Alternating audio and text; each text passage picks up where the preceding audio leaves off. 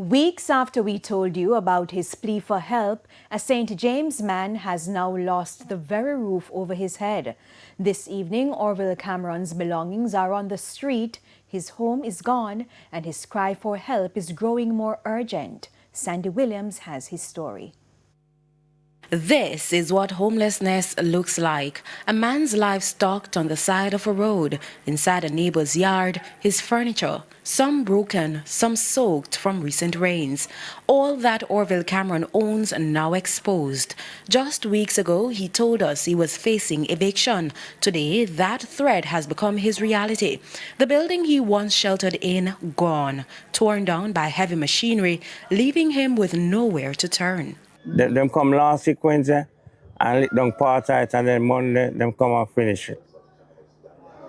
So I live nowhere now. He is sick, visually impaired, and now completely displaced. Even standing is a struggle, his feet swollen and his body weakening. I have medication on my tech feet. I have social worker, some social worker lady will come and visit me, and see that I'm all right and everything. But I just need somewhere for sleep, Right now, I'm standing up somewhere but on the place. What remains of his world is now wrapped in tarpaulin. Exposed to the elements, Orville is at risk of losing not just his belongings, but of losing hope. It just stress me out. I just see like I don't want to live no more. Everywhere I turn, I can't get no help. He says he tried, reached out and waited, but help never came. Now his options are running out.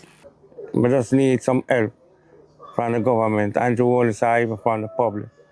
Yeah, I just want someone to stay because right now I'm homeless. I'm living on the street.